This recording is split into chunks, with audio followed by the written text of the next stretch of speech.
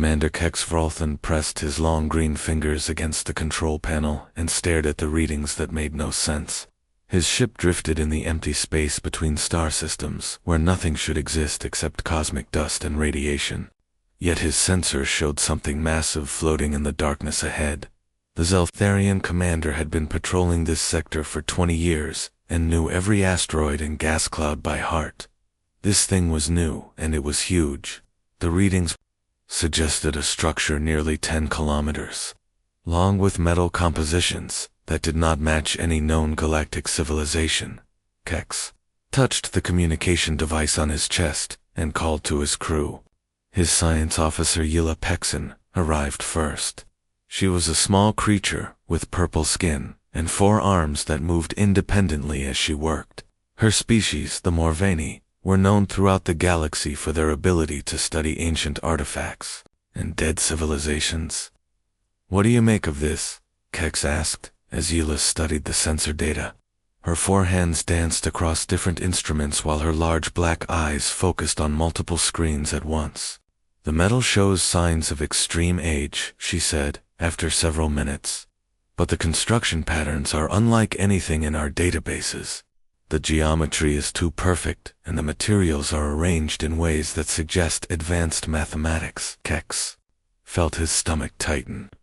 In all his years of deep space patrol, he had never found anything that the galactic databases could not identify. Every known species in the galaxy had been cataloged for centuries. Their technology, their building methods, their ship designs were all recorded and studied. "Could it be a derelict from the old wars?" he asked. 300 years ago, several species had fought a terrible conflict that left scattered wreckage across many systems. Yila shook her head.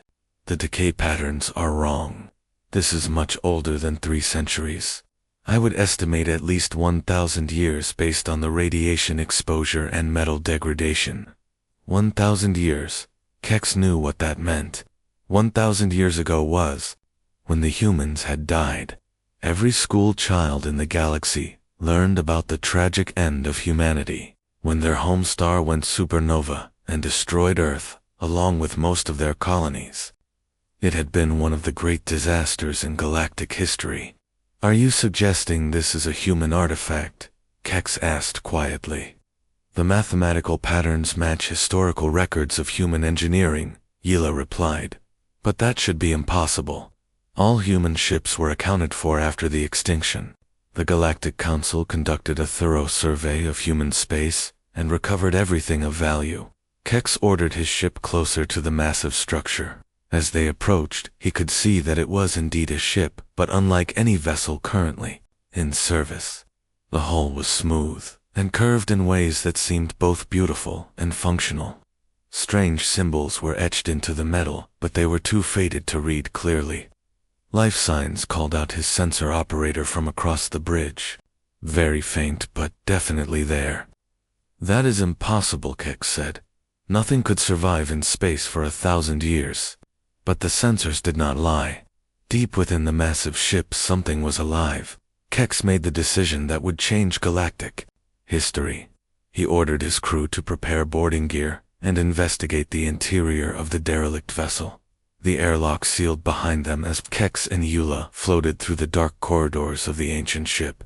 Their lights revealed walls covered in symbols and pictures that told the story of a species that had once reached for the stars. The artificial gravity was not working, but the atmosphere somehow remained breathable. They followed the life sign readings deeper into the ship until they reached a vast chamber filled with thousands of cylindrical pods. Each pod was made of a clear material that allowed them to see inside. Most contained only dust and empty space, but some still glowed with a soft blue light. Yila approached one of the glowing pods, and her instruments went wild. "Stasis technology," she whispered, "but far more advanced than anything we have today. The pod is maintaining perfect preservation of biological tissue." Kex looked through the clear surface and felt his breath catch in his throat. Inside the pod was a creature that looked exactly like the historical descriptions of humans. 2 arms, 2 legs, a face with eyes, nose, and mouth arranged in the pattern that had once been common throughout the galaxy. We need to contact the Galactic Council immediately, Hila said. This discovery will change everything. But Kex was already thinking ahead. If this ship contained thousands of humans in stasis, then there might be other ships. The humans might not be extinct after all. The galaxy had spent 1,000 years dividing up human territory and resources. Human colonies had been settled by other species. Human mining operations had been taken over by galactic corporations. What would happen if the humans came back and wanted their property returned? Over the next 3 days, Kex and his team carefully extracted 3 of the functioning stasis pods and transported them to the neutral research station Omega Point. The station served as a meeting ground for all galactic species and had the best medical facilities in known space. Dr. Nelakorth was the station's chief medical officer and belonged to the crystalline Nexari species. Her body was made of living crystal that could interface directly with computer systems. She had studied the biology of every known species, but had never seen a living human. The stasis process is unlike anything in our medical databases, she told the assembled scientists and officials. Their cellular structure has been perfectly preserved, but the technology keeping them alive is slowly failing. We have, perhaps, days before the systems shut down completely. The decision was made to attempt revival of one of the humans. The process took 18 hours as Dr. Korth carefully brought the ancient stasis systems online and began the delicate work of awakening a being that had slept for a millennium. When the pod finally opened with a soft hiss of escaping gas, the human inside drew his first breath in 1,000 years. His eyes opened slowly and focused on the strange faces surrounding him. He tried to speak, but his voice was weak from disuse. How long, he finally managed to whisper. How long have we been sleeping? Dr. Korth looked at the readings on her instruments and felt the weight of history settling on her crystalline shoulders. 1,000 years, she said gently. Your species has been considered extinct for 1,000 years. The human closed his eyes and was quiet for a long moment. When he spoke again, his voice was stronger and filled with something that made everyone in the room uncomfortable. Then we have much work to do, he said. Jake Morrison felt like he was drowning in air. Every breath burned his lungs, and his muscles ached as if he had been sleeping on stone for years, which he supposed he had been doing for much longer than years. The strange crystal being standing next to his bed spoke in words he could understand, but her appearance made him wonder if he was still dreaming. Take your time, Dr. Nelakorth said in her musical voice. Your body needs to adjust to being awake again. The stasis process affects different species in different ways, but you appear to be recovering well. Jake tried to sit up, but his arms shook with the effort. The room around him was white and clean with technology he did not recognize. Screens showed information and symbols that meant nothing to him. The gravity felt wrong to light, as if he might float away at any moment. Where am I? He asked. Omega Point Research Station, Dr. Korth replied. You have been brought here for medical care and evaluation. There are many questions that need answers. Over the following days, Jake slowly regained his strength. The medical team helped him walk and eat solid food again. They also began the process of teaching him about the galaxy he had awakened to. Everything had changed while he slept. The second human to be revived was Dr. Lisa Grant. She had been a scientist on Earth before the evacuation, and her knowledge of human technology proved invaluable. Unlike Jake, who had been a construction worker, she understood the technical aspects of their situation. The stasis pods were designed to last 500 years maximum, she told the assembled researchers. The fact that they kept us alive for twice that long suggests someone modified the systems after we went to sleep. The third human was Captain Ben Rodriguez, who had been a military officer during the final days on Earth. He woke up asking about defensive positions and enemy movements. When told that Earth was gone and humanity extinct, he became very quiet for a long time. The 3 humans spent hours talking together in their own language, while the alien researchers listened and recorded everything.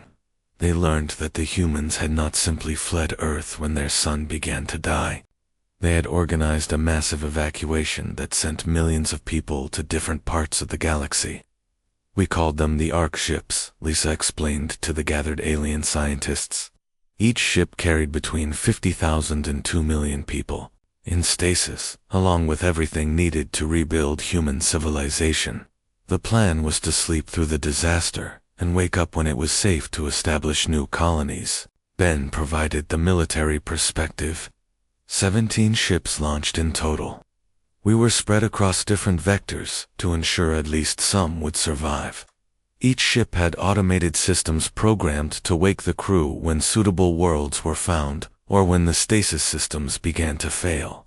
The implications hit the galactic researchers immediately. If Jake's ship carried thousands of humans, and there were 16 other ships, then humanity was not extinct. Millions of humans could still be alive, sleeping in space, waiting to wake. Commander Kex contacted the Galactic Council with this information, and within hours representatives from every major species were traveling to Omega Point. The Council had governed galactic affairs for 6 centuries, based on the assumption that humanity was gone forever. Chancellor Bex Rothani of the Vakani Empire arrived first. She was a tall warrior with scaled skin and burning orange eyes, who had built her political career on expanding into former human territory. The news that humans might return did not please her. 3 individuals do not constitute a species, she declared during the emergency council session. Even if there are more ships, they contain refugees, not a functioning civilization. They have no legal claim to territories that have been properly settled by other species for centuries.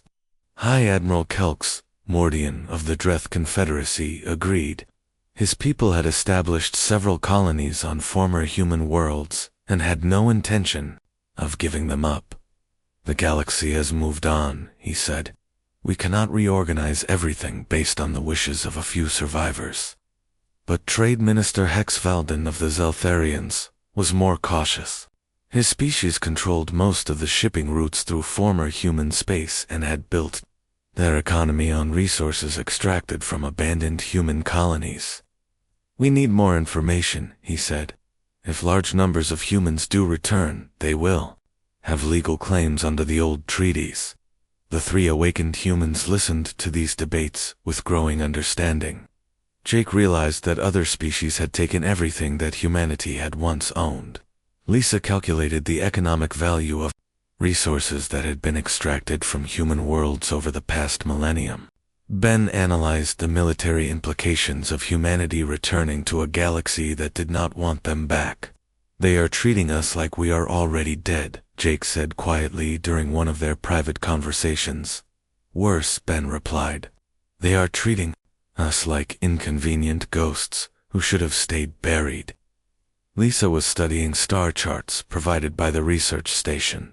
I have been tracking the probable courses of the other ARC ships, based on our original flight plans. At least 3 ships should be in this sector of the galaxy. Their stasis systems should be failing soon, which means they will begin waking up their crews and looking for suitable worlds.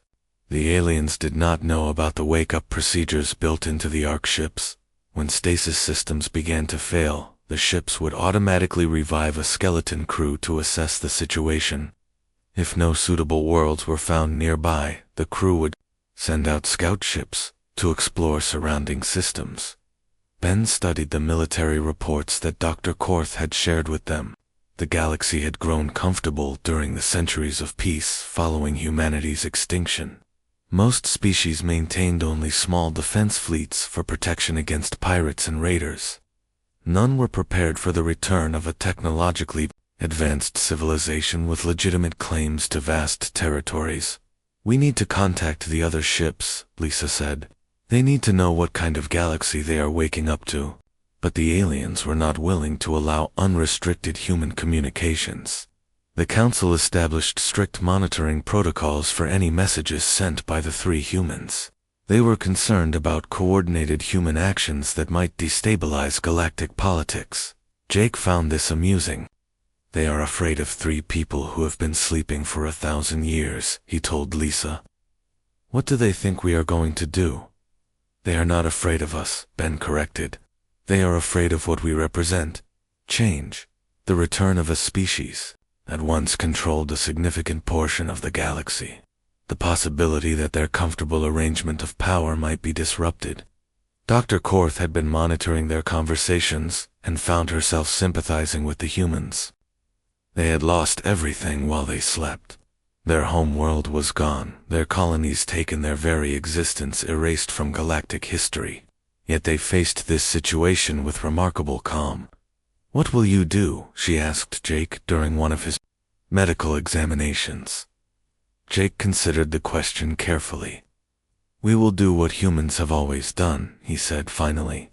We will adapt, we will survive, and we will find a way to thrive again. Even if the galaxy does not want you back. Jake smiled for the first time since awakening. Doctor, the galaxy has not asked us what we want for 1,000 years. Perhaps it is time they remembered that humanity gets a vote too. Outside the station, long-range sensors detected new signals from deep space. Automated systems that had been silent for centuries were coming online. The first of the other ARC ships was beginning to wake up. Admiral Vex Craden watched the massive shape drift through space on his main screen and felt confident about the coming battle. The human ARC ship was exactly where intelligence reports had predicted and showed no signs of activity.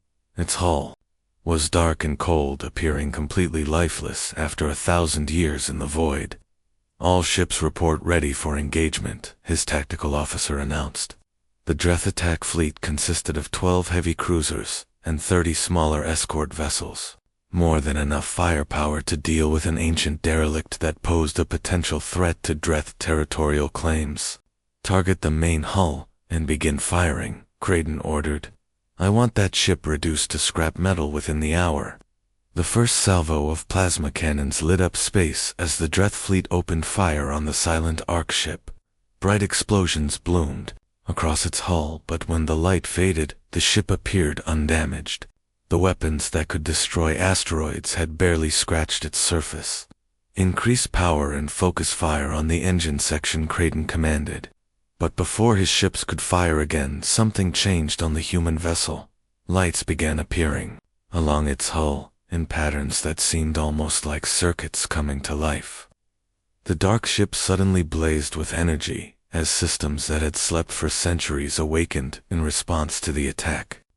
Admiral, we are detecting massive energy readings from the target, the sensor officer reported with growing alarm. Multiple weapon systems are coming online. Craden felt his first moment of doubt, but pushed it aside. Continue the attack. It is just an old ship with old weapons. The human ARC ship proved him wrong in the most violent way possible. Points of light appeared along its hull, and suddenly space filled with beams of energy, unlike anything in current. Galactic arsenals. The weapons moved with impossible precision, tracking the Dreth ships as they tried to evade. The first beam cut through the heavy cruiser Dominator like it was made of paper. The ship split in half and exploded in a ball of superheated gas. The second beam struck the escort frigate Revenge and simply made it disappear as if it had never existed. Evasive maneuvers, Craden shouted, but the human weapons seemed to predict where his ships would move. Every course change was anticipated, every defensive pattern was countered before it could be executed. Within 15 minutes, the Dreth fleet had lost 18 ships, including 6 heavy cruisers. The survivors fled in panic, carrying reports of impossible human technology that could learn and adapt during combat. Back on Omega, the 3 awakened humans watched news reports of the battle with grim satisfaction. The galaxy was finally learning that humanity had not been sleeping peacefully for 1,000 years. The defensive systems worked exactly as designed, Lisa noted. The ARC ships were built to protect their cargo at all costs. Ben studied the tactical reports that were flooding galactic news networks. The Drep made the classic mistake of assuming that older technology is weaker technology. They forgot that humans built those ships during our most advanced period. Jake was reading reports about what had happened to human colonies while they slept. The information filled him with cold anger that he kept carefully controlled. They strip-mined New Montana, he said quietly. My family helped build that world, and they turned it into an open pit. Lisa had similar news about her research facility on Europa. The Vakani converted my laboratory into a military weapons testing site. 40 years of scientific work was destroyed to build bigger guns. Ben discovered that the memorial built for humanity on the colony world Haven had been demolished to make room for a Nexari crystal farm. They could not even leave our gravestone alone, he said. The 3 humans had been polite and cooperative during their weeks of recovery, but the aliens around them began to notice changes in their behavior. They asked more questions about galactic military capabilities, shipping routes, and resource extraction operations. They requested detailed maps of former human territory and comprehensive lists of what had been taken from abandoned human worlds.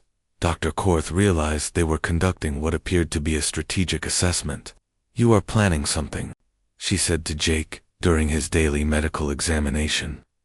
We are planning to go home, Jake replied. The question is whether the galaxy will make that easy or difficult. The news from the Dreth battle had changed everything. Galactic Council meetings became emergency sessions as member species tried to understand what humanity's return might mean. Fear began to replace the initial curiosity about the awakened humans. Chancellor Rothani called for military preparations. If the humans have preserved weapons technology from their golden age, then they pose a significant threat to galactic stability. We must be prepared to defend ourselves. High Admiral Mordian agreed. 1 ship destroyed half a Dreth fleet. If there are 16 more ships with similar capabilities, we could be facing a military force that surpasses anything currently in service. But Trade Minister Valden was thinking about economics rather than warfare.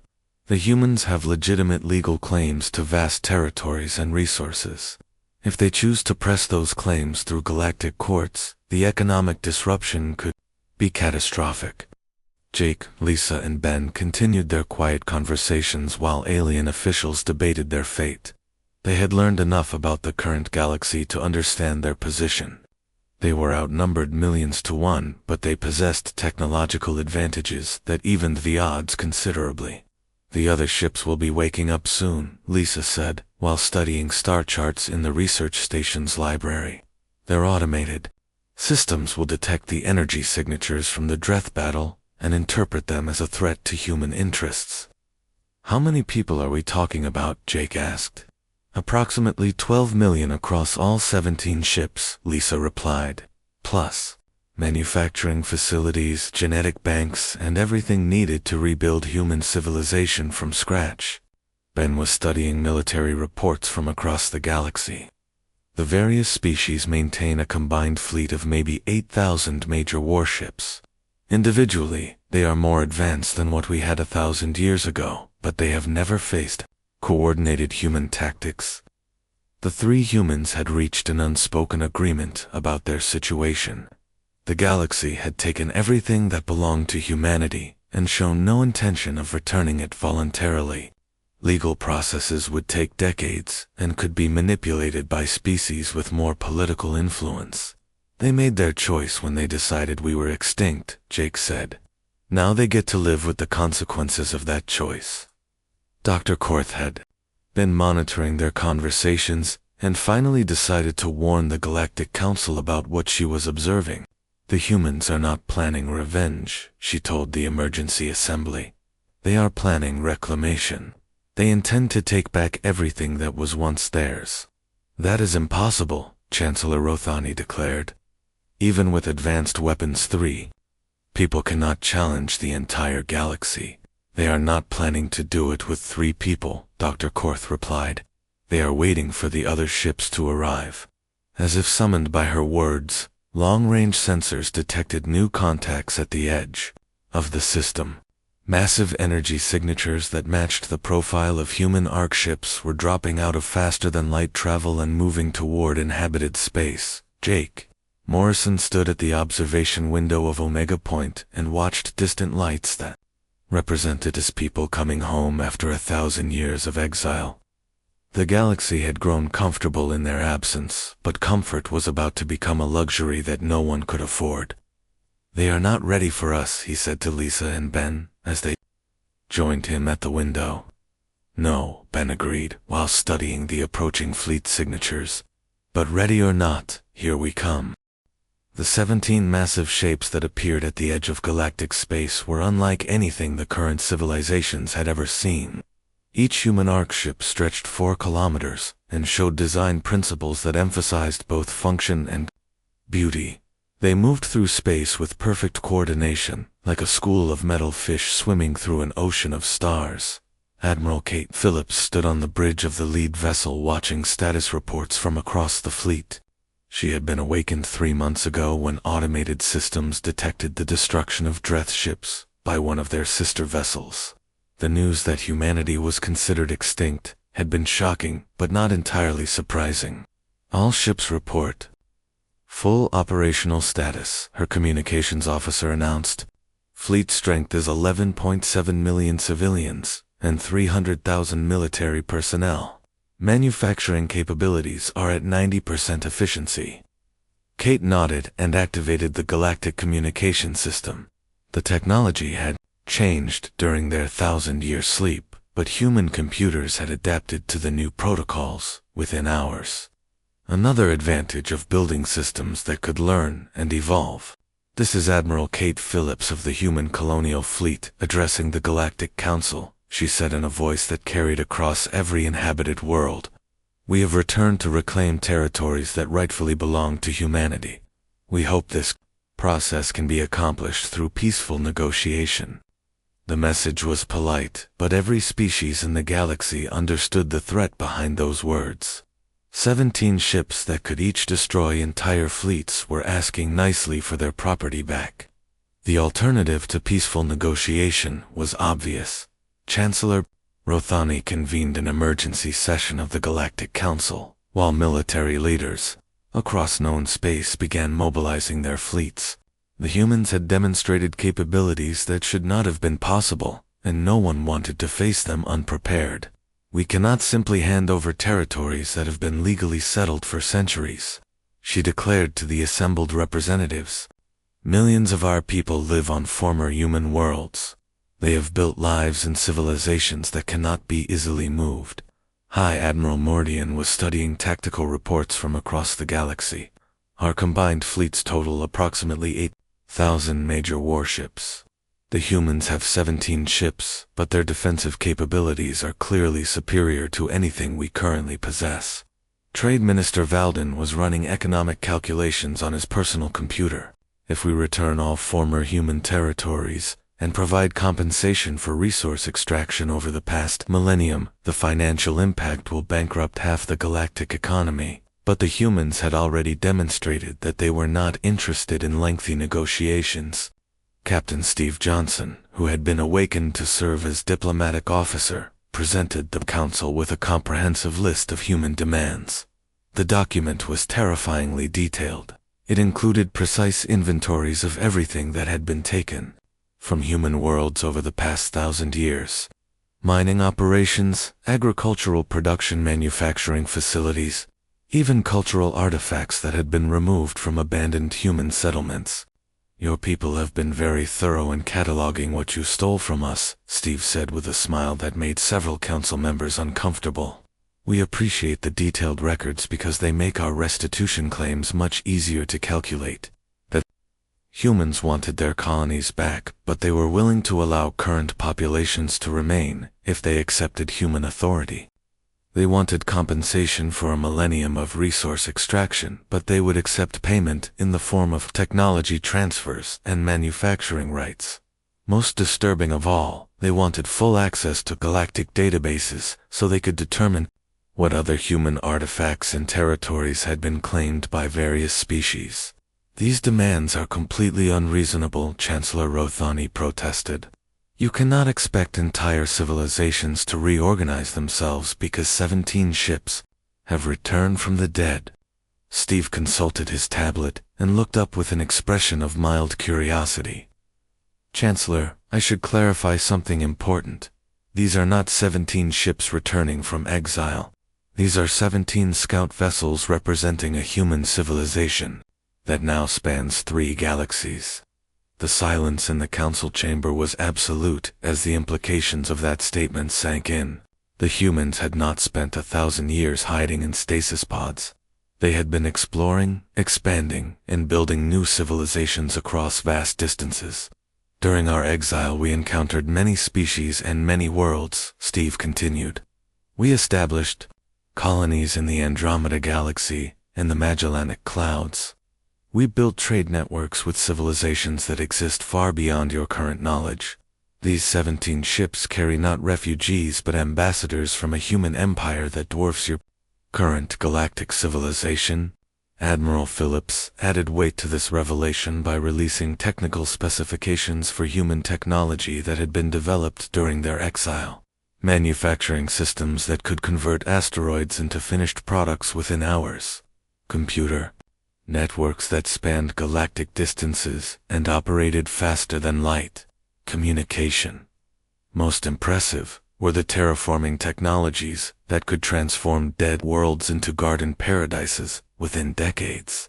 The humans had not just survived their exile, they had used it to become something far more advanced than they had been when Earth died. We offer partnership rather than conquest, Admiral Phillips explained during her first direct communication with the Council. But we will not accept being ignored or dismissed. Humanity has returned, and we will reclaim our place in this galaxy, one way or another. The Vakani Empire tried to call the human bluff by mobilizing their largest battle fleet and positioning it near the former human colony of New Texas. They assumed that 17 ships could not defend multiple locations. Simultaneously, they were wrong. Human vessels seemed to appear from nowhere using stealth technology that made them invisible to galactic sensors. The Vakani fleet found themselves surrounded by ships that had somehow moved across light years without being detected. No shots were fired, but the message was clear. Human technology had advanced far beyond what anyone in the current galaxy possessed. Traditional military thinking did not apply. When dealing with opponents who could move faster, predict movements, and coordinate across impossible distances. Dr. Grant, who had remained on Omega Point to study galactic technology, sent regular reports to the fleet about what humanity had missed during their exile. The various species had made advances in some areas, but had grown complacent in others. They focused on refinement rather than innovation, she told Admiral Phillips during one of their conversations. Their weapons are more efficient, but follow the same basic principles we knew 1,000 years ago. Their computers are faster, but less creative than our artificial intelligence systems. The humans had spent their exile learning from dozens of species across multiple galaxies. They had incorporated the best ideas from civilizations that the Milky Way had never encountered. The result was a technological synthesis that surpassed anything available to the current galactic powers. Jake Morrison was transferred to Admiral Phillips' flagship, where he served as a liaison with the awakened populations. His simple perspective on their situation resonated with millions of humans who were learning about the galaxy they had returned to. They took our homes and thought we would never come back to ask for them, he said during one of the fleet-wide communications. They were wrong about us being extinct, and they are wrong about us being weak. We are home now, and we are staying.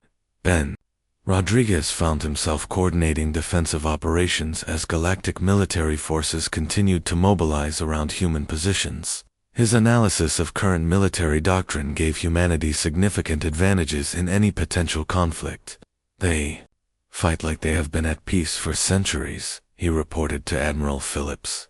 Their tactics are rigid, their responses are predictable, and they have no experience dealing with opponents who can adapt in real time, but the humans preferred not to fight if they could avoid it. Admiral Phillips opened diplomatic channels with individual species rather than negotiating through the Galactic Council. She offered technology transfers, manufacturing partnerships, and access to human trade networks in exchange for recognition of human territorial claims. Several smaller species began accepting these offers, despite council opposition. The benefits of human partnership were too valuable to ignore, and the risks of human hostility were too dangerous to accept. The galaxy was discovering that humanity had returned not as conquerors, seeking revenge, but as a superpower offering partnership to those who accepted their presence, and demanding submission from those who opposed them. The choice was simple, even if the implications were terrifying. The humans were back, and they were no longer the species that had fled Earth. 1,000 years ago, they had become something far more powerful and far more dangerous. The question was whether the galaxy would adapt to this new reality, or force humanity to impose it through violence. The standoff lasted for 6 weeks, with human and galactic fleets facing each other across former human space, while diplomats argued and politicians calculated the costs of war. No shots were fired, but everyone knew that the first weapon discharged would likely spark a conflict that could devastate known civilization. Captain Lisa Park commanded one of the smaller human vessels, positioned near the outer rim when her sensors detected something that changed everything. Massive energy signatures were approaching from the dark space beyond the galactic edge, moving toward inhabited systems with obvious hostile intent. "Admiral Phillips, this is Captain Park," she transmitted to the Fleet Command ship. "I am detecting multiple large contacts approaching from Vector 77 Mark IV. Configuration and energy signatures do not match any known galactic civilization." Admiral Phillips studied the sensor data that Lisa transmitted and felt a chill run down her spine. The approaching objects were clearly artificial, but they showed design principles that were utterly alien. More disturbing was the way they moved, with mechanical precision that suggested automated systems rather than living crews. "All ships yellow alert," Phillips ordered. "Unknown contacts approaching from Galactic Rim. Estimated arrival time for hours." The Galactic Council received the same warning from their own long-range sensors. Chancellor Rothani found herself in the unprecedented position of receiving tactical intelligence from the human fleet that her own forces had been preparing to fight. Dr. Nella Korth was analyzing the energy patterns from her position on Omega Point when she realized what they were facing. The signatures matched theoretical projections for self-replicating military machines. She announced to the Emergency Council session, "These appear to be automated weapons platforms designed to eliminate organic life." The approaching machines had been dormant for millions of years, sleeping in the dark between galaxies, until the increased energy output from both human and galactic military preparations triggered their awakening protocols. They had been built by a civilization that had died long before any current species had evolved, but their programming remained unchanged. Eliminate organic contamination, sterilize infected systems, restore mechanical purity to the galaxy. Admiral Phillips made the decision that saved galactic civilization. "All human vessels stand down from defensive positions," she ordered. "Prepare to coordinate with galactic forces against the approaching threat." The first machine construct that entered the galaxy was larger than any ship ever built by organic species. It moved with the slow inevitability of a natural disaster, scanning every system it passed and cataloging targets for elimination. Smaller automated units began spreading out from the main body like antibodies responding to an infection. Captain Ben Rodriguez found himself commanding a mixed fleet of human and alien vessels for the first time in 1,000 years. The tactical challenges were immense as species with different technologies, communication protocols, and command structures tried to work together against an enemy that adapted to their strategies in real time. "The machines learn from every engagement," he reported to the combined command structure. "They analyze our weapons, our tactics, and our weaknesses, then modify their own systems to counter them. Traditional military doctrine is useless against opponents that evolve during combat. Jake Morrison was transferred to the manufacturing ship New Hope, where human technology was being shared with galactic engineers, in a desperate attempt to upgrade defensive systems. The work proceeded around the clock, as human automated factories produced weapons and armor based on principles that most alien species were seeing for the first time. "Your manufacturing processes are centuries ahead of ours," admitted Chief Engineer Hex Corlin of the Zeltharian fleet. "We have been thinking, too small for too long." Dr. Grant coordinated scientific efforts to understand the machine threat and develop countermeasures. Her knowledge of advanced physics, combined with galactic research capabilities, produced insights that neither side could have achieved alone. "The machines operate on quantum communication networks," she explained to the combined research team. "They share information instantaneously, across vast distances, which allows them to coordinate their attacks with perfect precision. But if we can disrupt those networks, we can force them to operate independently." The war against the machines lasted 8 months and tested every species in the galaxy. Entire star systems were evacuated as mechanical fleets advanced through inhabited space, converting planets into factory worlds that produced even more machines. Human tactical expertise proved invaluable in coordinating defensive efforts. Captain Rodriguez developed strategies that used the mobility and adaptability of organic forces against the predictable efficiency of mechanical opponents. Human technology provided weapons that could penetrate machine defenses, while galactic knowledge offered insights into quantum physics that made disruption of machine networks possible. The turning point came when Jake Morrison suggested using human terraforming technology in reverse. Instead of making dead worlds habitable, they could make habitable worlds uninhabitable to machines. The process involved releasing electromagnetic pulses that disrupted mechanical systems while leaving organic life unharmed. "It is like using antibiotics against an infection," Dr. Grant explained. "We are not destroying the machines, we are making the environment toxic to their survival." The final battle took place in the system where Earth had once existed. The machine fleet had been drawn there by historical records that identified it as the origin point of human civilization. They intended to sterilize the location as a symbolic victory against organic contamination. Admiral Phillips led the combined fleet in a desperate defense of humanity's birthplace. Human and alien ships fought side by side, using tactics that had been impossible before their cooperation began. Vessels provided long-range fire support, while human ships used their stealth capabilities to strike at machine command nodes. Vakani warriors boarded damaged machine platforms to plant electromagnetic bombs, while Nexari crystalline mines coordinated fleet movements with impossible precision.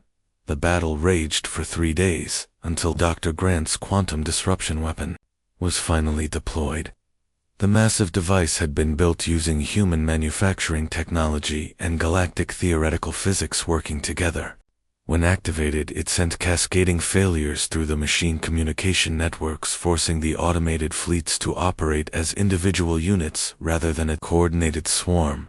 Without their network coordination, the machines became vulnerable to the combined tactics that Captain Rodriguez had developed. Human adaptability and alien expertise proved superior to mechanical efficiency when the playing field was leveled. The last machine construct was destroyed above the ruins of Earth's former orbit, as its wreckage drifted through space where humanity had once lived. Admiral Phillips opened a communication channel to address both human and galactic forces. "Today we proved that cooperation is stronger than conflict," she said. "Humanity has returned to a galaxy that initially rejected us, but we have found our place by standing together against a common threat." The aftermath of the machine war changed everything. The new Galactic Accord was signed aboard Admiral Phillips' flagship with representatives from every species in known space. Humanity was recognized as a founding member of the reformed Galactic Federation, with full rights to their former territories. But the agreement went far beyond simple territorial claims. Former human worlds were returned, but current populations were allowed to remain if they chose to accept human authority. Compensation for a millennium of resource extraction was provided through technology sharing agreements that benefited everyone involved. Most importantly, the galaxy had learned that cooperation produced results that none of them could achieve alone. Human manufacturing technology was shared with species that provided raw materials and labor. Galactic scientific knowledge was combined with human innovation to develop solutions to problems that had seemed impossible. Jake Morrison found himself appointed as the civilian administrator for New Montana, the world his family had helped build before the evacuation. Standing on the observation deck of the orbital station, he watched human and alien children playing together in the settlement below. The sight filled him with something he had not felt since awakening from stasis: hope for the future. "It took a war to make them accept us," Lisa said, as she joined him at the observation window. "But maybe that was what we all needed to realize. We are stronger together." Ben Rodriguez was reviewing defense plans for the reformed Federation military. The machine threat had been defeated, but the galaxy was a dangerous place and other threats would certainly emerge. "We learned to fight together," he said. "Now we need to learn to live together." Dr. Grant had been appointed to head the new Galactic Research Institute, where human and alien scientists worked together on projects that spanned multiple galaxies. Her first major initiative was the development of early warning systems that could detect threats like the machines before they reached inhabited space. Admiral Phillips established her headquarters on the rebuilt space station above Earth's former location. From there, she coordinated human integration into galactic society while maintaining connections with human colonies in distant galaxies. The process was not always smooth. Cultural differences created misunderstandings, and some species resented human technological advantages. But the memory of fighting together against extinction created bonds that overcame most conflicts. Jake often thought about the irony of their situation. Humanity had been declared extinct, and their territories divided among other species. But their return had ultimately made the galaxy stronger. The machine war had forced cooperation that might have taken centuries to develop through normal diplomatic processes. "We came back from the dead," he told a group of human colonists during one of his administrative tours. "But we did not come back for revenge. We came back to build something better than what existed before." The galaxy was indeed not ready for humanity's return. But as it turned out, being ready was less important than being willing to adapt. The species that had divided up human space discovered that sharing it with humanity's rightful owners created opportunities that none of them had imagined. Children who grew up on worlds where humans and aliens worked together developed perspectives that transcended the boundaries of species. Scientists who combined human innovation with galactic knowledge made discoveries that revolutionized entire fields of study. Military officers who learned to coordinate across species barriers created defensive capabilities that made the galaxy safer for everyone. 10 years after the awakening, Jake Morrison stood in the same observation lounge where he had first learned about the galaxy humanity had returned to. But now, instead of empty space filled with suspicious alien fleets, he saw busy shipping lanes connecting human and alien worlds in a network of trade and cooperation. The humans were back, and the galaxy had not been ready. But ready or not, they had all learned to build something better together than any of them could have achieved alone.